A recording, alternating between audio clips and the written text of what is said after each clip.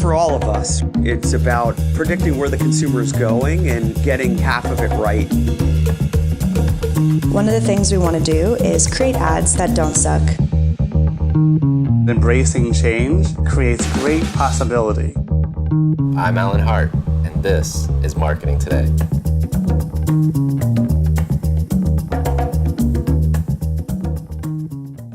Well, thank you, Vic. If you wouldn't mind, give us your name, your title, and your role. Sure. My name is Vic Walia. I'm the Senior Director of Brand Marketing at Expedia. Can you expand on responsibilities? Yeah, sure. I oversee the marketing strategy at Expedia, which manifests itself into advertising and media across all of our marketing channels. Great. So congratulations, by the way, for the Effie win. Thanks. For finding yours. Yes. Tell me a little bit about that campaign. What was the burning insight or idea behind the campaign itself? Absolutely. Well, I mean, Expedia's been around for a long time.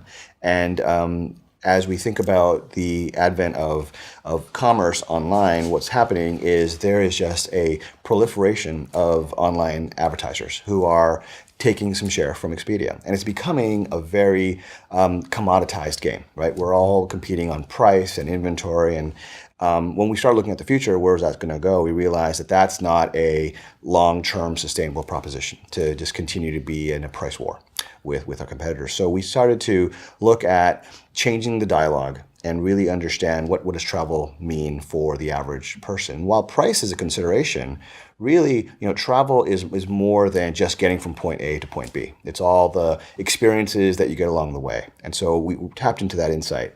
And we wanted to develop a campaign that really spoke to the personal side of travel. So we call the campaign Find Yours. And Find Yours is about making travel personal. I love the storytelling component of what you've been able to achieve, Thanks. both with the user-generated as well as what you guys were putting together. Mm-hmm. Did you guys find any elements about the story itself, like telling a story that you could share with other marketers? Well, what we tried to do, and I'm glad we were able to achieve this, is not try to overly contrive the story, right? So what you'll notice in the work that's been the most successful and the work that's actually helped us achieve the Effie Award is work that is user-generated, very authentic stories. And what we did was we pulled these stories from real-life examples, put them together in a way that resonates with consumers. So I think kind of my answer on how other marketers could learn from the little bit that we did there is, there's stuff that's out there in the world. And all you have to do is go and find it to help craft your message. I think the messages that work really well are the ones that really come from the heart. And so that was part of our journey, which is to understand some of these travel moments that were transformational for people. And I think all the stories that we've been able to show are stories where we've proven that travel does have the power to transform you. And so those are the ones that resonate the most. Your campaign was telling tremendous stories. What elements about storytelling can you share with other marketers? Sure. Well, for us, what we tried to do was make sure that these stories weren't contrived, right? So these are real stories from genuine travelers. And that was part of our journey, which is to find these stories. Now, we had a thought going in, which is travel has the power to really transform you. And so we look for stories where through the journey of travel, our heroes in these stories were transformed. And the ones that have been the most successful are the ones where you're emotionally connecting with these true stories of people who are seeing the world either for the first time with a different lens or really having a connection with the other travelers that they're with. So that to me is been the best part, which is real examples. And I've had the pleasure of talking to some of these travelers and hearing their stories firsthand. And it's really both eye-opening and very warming. Yeah. The one that sticks out in my mind is the father that's going to the wedding. Artie. Yeah. And the emotional component of that and just him coming up to terms with life. Yes. And how life is today. And the elements of the LGBT community component, I wonder, was that just happened by circumstance, or is that a community that you guys kind of serve and try to talk to? Yeah, well, I mean, the last part of the question, I'll answer that one first. So Expedia is a very diverse organization, and we know that travel appeals to everybody from any walk of life. So we don't try to target one group or another, and vice versa. We don't try to alienate a group or not. So this was a natural fit for us. With respect to the story and Artie's journey, I mean, it's a very deep journey, a very deep story, a very personal story, one that he was willing to share, as one that his daughters are willing to allow us to share as well. So as I mentioned, these are authentic stories, and that wedding happened, and just as we documented it, and so it was great to be part of that. That's a beautiful moment. Thanks. So winning an Effie about marketing effectiveness. How would you define marketing effectiveness? Yeah, it's a big question, right? So, and it's one of the things that I think organizations are still struggling with. I know we're struggling as well, because there's many different ways of measuring this. You know, fundamentally, we are going to look at the impact that we have on traffic to my store, right? So we want people coming to the store every day and buying something. So that is clearly a goal. But then we look at some of the other leading indicators of effectiveness, right? So in this particular campaign, one leading indicator of future success for us was the chatter on social networks, right? Which really blew up when we launched this campaign. Some of it was by design. We purposely placed the ad in various locations where we were going to get some feedback. But I'm glad that it took on a life of its own. And if you read some of the Twitter and Facebook and YouTube comments, you can see the overwhelming response for this campaign. And that, again, was a leading indicator of success. Now, of course, with this topic, which is very controversial, you have people from both sides of the debate. And that is just a part of our society with the open dialogue that we have, and we allow for that as a society, as a culture. And I think that's great, because it helps spur the dialogue and really elevate the conversation. And so I'm glad that we could be a part of it. When we launched this campaign, it was right around the time that the Supreme Court was deciding the Defense of Marriage Act. So it was also timed very well, and that was a serendipitous moment for us. So it helped with the dialogue, it helped with the chatter and social networks, and so that was a leading indicator of effectiveness. Now, ultimately, of course, we're still looking at traffic to the store, and I'm glad that we were able to really elevate the brand from an awareness perspective, which helped translate into traffic into our store. Good. Well, let's talk a little bit about Vic. Yeah, sure. You've been successful in your career. Somewhat, yeah. What fuels that? What fuels you? Yeah, I think it's the same thing that fuels everybody, right? It's just you want to do good work and you want people to recognize that. And so I'm glad that we were able to do that on not just this campaign, but prior campaigns as well. I look at work and I ask myself, is this something, if I were marketed to, would I want this type of campaign?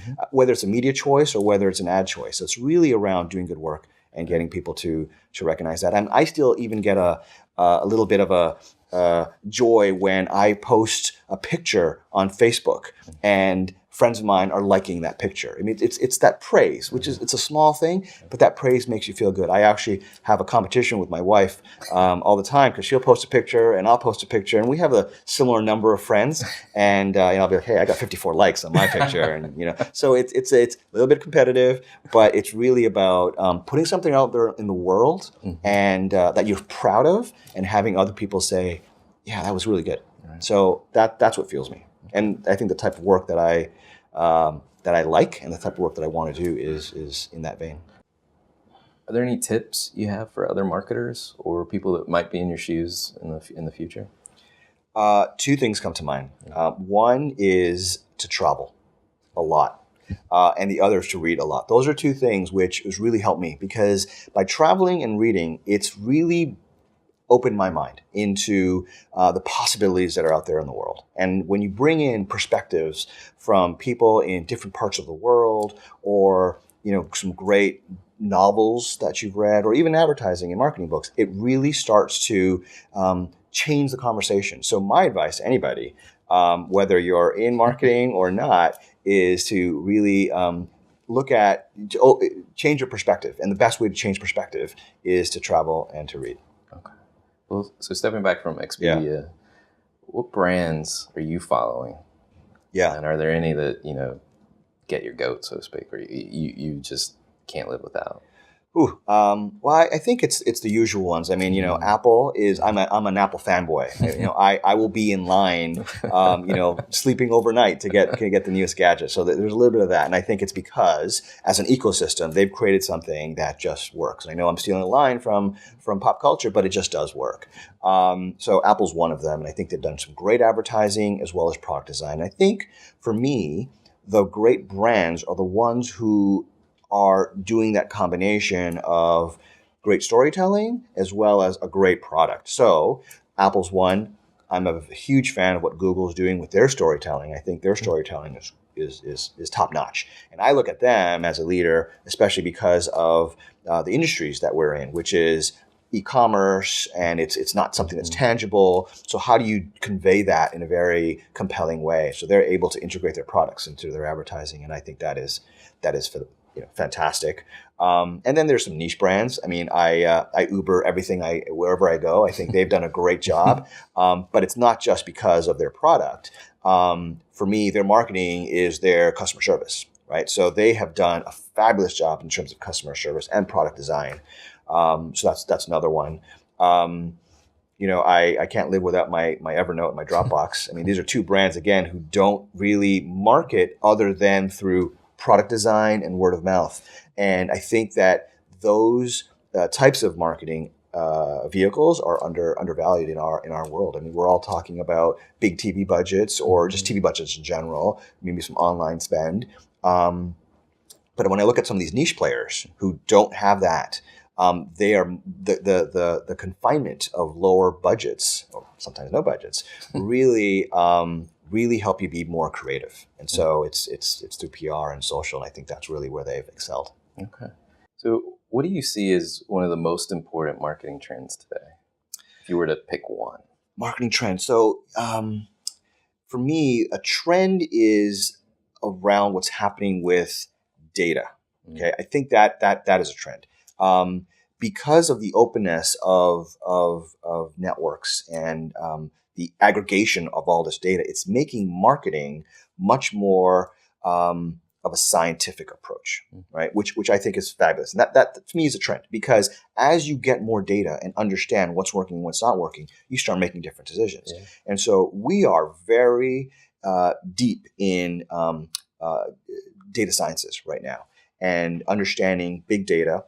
And developing some predictive models around whether it be media campaigns and media placement or the creative execution. And so it's made our work much more better, but also it has given myself and the leadership team something to really look at in terms of, is this working or not, versus a brand health study, right? Which is, very esoteric. While we use that, we are much more subscribed to using behavioral data versus intent. And I think that's the key, which is those who measure just intent could be going down the wrong path potentially. So it's measuring behavior. What are people actually doing, not what they say they will do. And for us, it's been revolutionary. It's really allowed us to do things that we weren't able to do before. Right. It's opened up budgets. It's opened up great opportunities and better creative in my mind. With big data, do you ever find yourself swimming in it? So there is that risk, of course. And so, so one of my mottos that I live by is act now, think later. Okay. And what that means is put something out there in the world, see how people react to it. Okay. Test and learn and move. And I think that one of the challenges with big data in terms of, information paralysis, and I've been in organizations that were overwhelmed with data. And I think there's certain industries that are prone to that. And I've seen them move really slow. And it's because of the thought, which is we have all this data. We need to mine it before we make our decision and come to market with the best product possible. And some of that is a function of product life cycles and timelines. For me, maybe it's a function of being in technology. It's a function of being in the e-commerce world. It's also a personal quest, which is put something out there in the world. So act now, think later. That's my motto. And it's really around the fact of test and learn. So it's when I say think later, it's really around let's take the data, see what happens once we put it out in the world, and iterate and iterate. And I think it's an industry benefit as well. Being in technology, we're able to do a little bit more of that. How is that trend of big data? How is it shifting the organization? And do you see major changes coming? It may be to Expedia or maybe not. Maybe just in general. How do you see the organization changing to meet that challenge? Yeah, no, I think it's a fascinating time, right? Because now you've got this great relationship in my mind between marketing and finance and analytics, right? Whereas in the past, I think there's always been some tension. We're going to spend some money in marketing. We're not sure how it's going to work. It's that adage of, we know 50% of it works. We just don't know which 50%, but now we do. And I think that is what's really eye-opening for those conversations when we have with finance and analytics, which is there's now a level playing field. We all understand what's working, what's not working. And so what that has done is it's opened up the purse strings, right? You're able to now spend into something if you have an understanding of how it works and if that understanding is universally accepted, right? Versus marketing is telling me it works. Okay, I'm not sure, but we'll go for it. Right. Those conversations have ended. And I think that is fascinating. We're in a great time with data. We've got more work to do here as an industry. I'd love to be able to get into more predictive models. I mean, that to me is fascinating. So right now we're looking at past data, right? So how have things worked, right. And making decisions based on that data. Kind of next frontier is predictive models. Mm-hmm. We've got data scientists on our team who are just knee deep in this, and I think that's fascinating. That's great. So you've talked a little bit about marketing mix, and in particular as you build models and predictive models.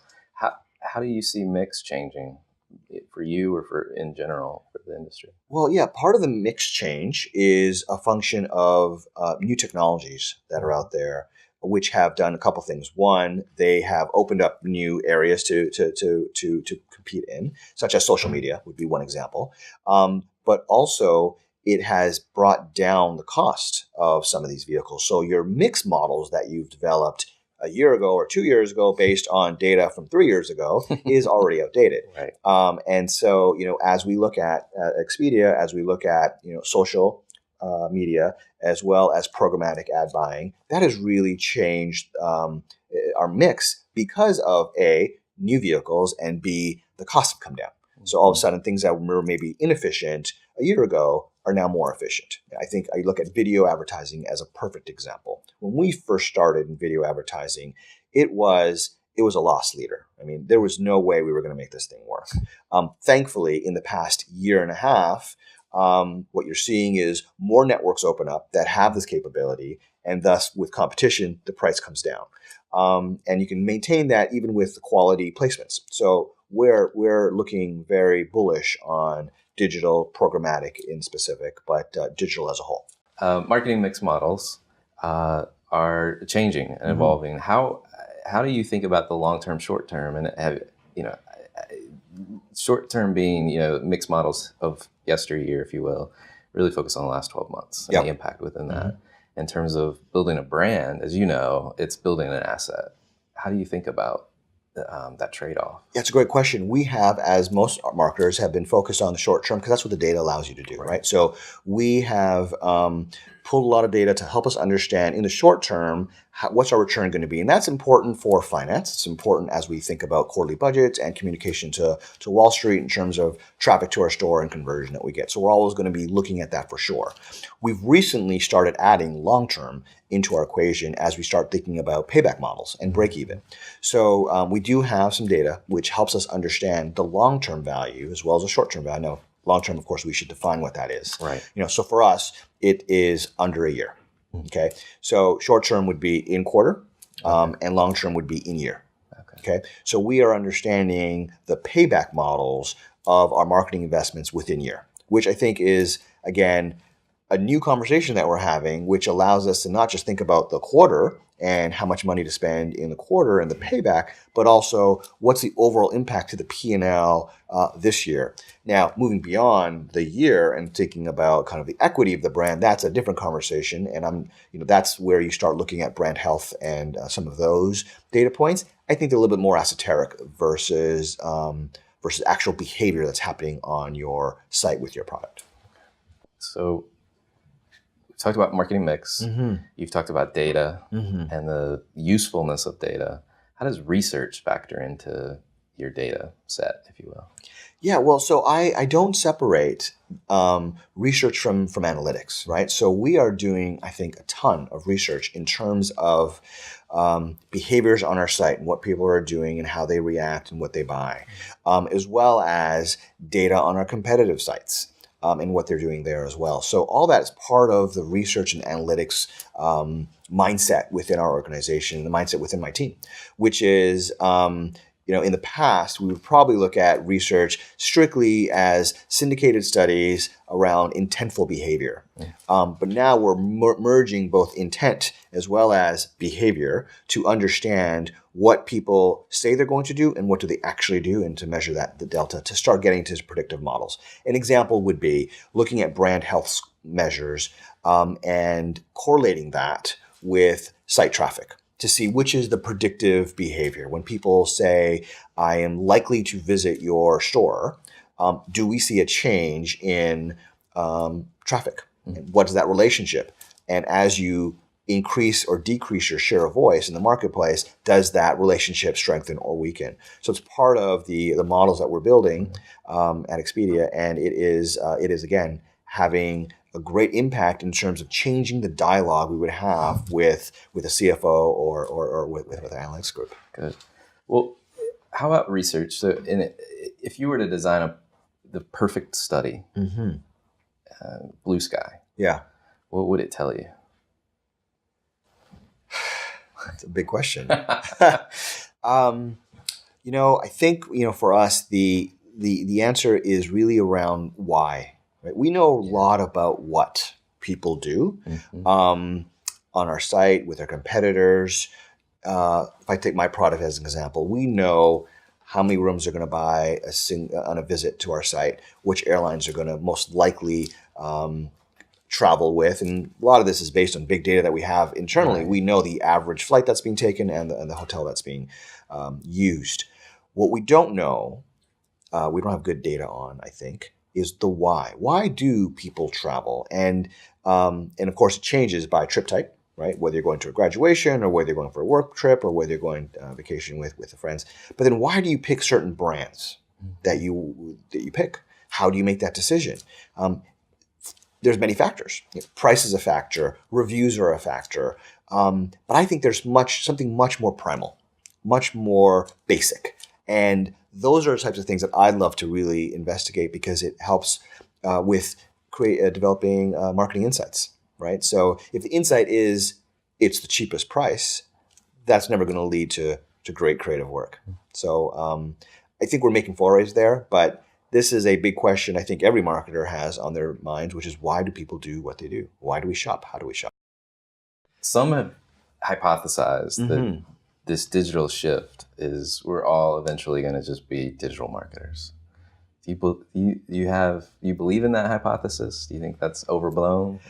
I think that there's going to be a digitization of everything we do. So that I fundamentally believe in, and I welcome it. Right. So an example would be if I look at the TV marketplace. So we're in the upfront season right now, negotiating those deals, and this is an industry that's ripe for transformation. I mean, it is very, if I can say, it's very archaic in terms of the way things happen if you compare it to the digital landscape. So the digitization of media choices, I think, is something that's going to happen. And by that, what I mean is, as we look what's going on with programmatic on TV, as we look to the different data streams that we can get with our digital placements, I think that more and more of those types of, again, data sciences are being applied to television, and I welcome it, because this is where we're spending the most of our dollars as an industry as a whole. This is the place that needs more data around it, and so I welcome it. I don't think we're going to ever walk away from we as an industry are going to walk away from some of these traditional sources. So I don't think we're all going to become digital marketers, but the digitalization of marketing is on the forefront, and I'm in the front row. Nice.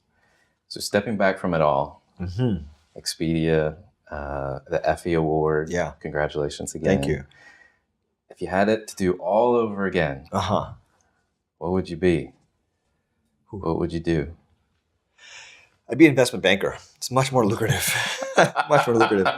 But in all fairness, that's a tough one. I actually don't think I would change a thing. I'm a firm believer at that. Things happen for a reason, and we're all here for a reason.